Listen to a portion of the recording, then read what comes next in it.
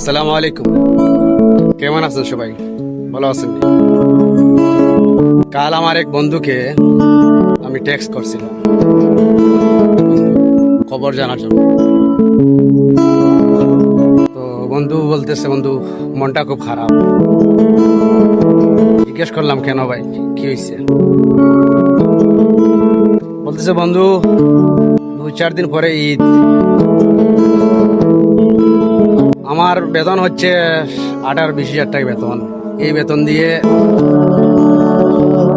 না নিজে কিছু কিনতে পারবো, না ফ্যামিলি কাউকে কিছু কিনে দিতে পারবো, না ফ্যামিলিতে ভালো করে বাজার করতে পারবো।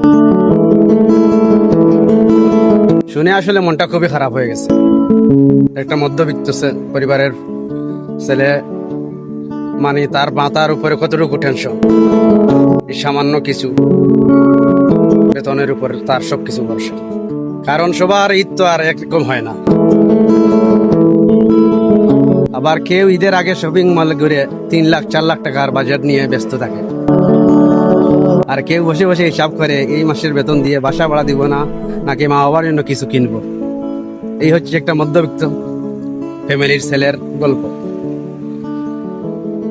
তোমরা যাদের কাছে ঈদ মানে ব্র্যান্ডের কাপড়, দামি জুতা আর রেস্টুরেন্টের ছবি মনে করো, তোমরা কি কখনো ভেবেছো একটা ছেলের বুকের ভিতর কতটা কষ্ট জমে থাকে যখন সে নিজের পরিবারের জন্য ভালো কিছু কিনে দিতে পারে না? যে ছেলে যখন মা বাবাকে জিজ্ঞেস করে কিছু লাগবে, তার মা বাবা লাগবে বলেও না করে যখন চুপ হয়ে যায়, মায়ের অনেক ইচ্ছা অপূর্ণ হয়ে যায়, তখন ছেলের অবস্থা কি হয় জানেন আপনারা? ছোট ভাই বোন নতুন কাপড়ের কথা মুখে না বললেও তাদের চোখের দিকে তাকালেই সব বোঝা যায়। আর তখন মানুষটা ভিতরে ভিতরে ভেঙে পড়ে, কারণ তার ইচ্ছা ছিল এই ঈদে পরিবারের মুখে হাসি উঠাবে। সবচেয়ে কষ্টের বিষয় কি জানেন? যখন পয়সাওয়ালা মানুষগুলো হাসতে হাসতে বলে, ভাই এইবার ঈদের বাজেট 4 লাখ 5 লাখ, আর তুমি চুপচাপ বসে ভাবো, আমার পুরো বেতন দিয়েও হয়তো সবার জন্য একটা জামা কিনতে পারবো না, সম্ভব না।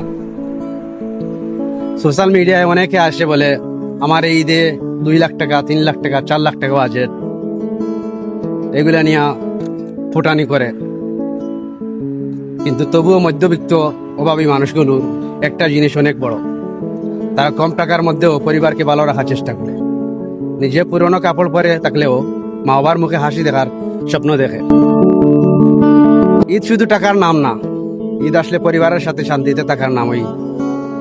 তবে হ্যাঁ, যার ঘরে অভাব থাকে সে জানে ঈদের চাঁদ দেখলেও সব মানুষের মনে ঈদের আনন্দ নামে না।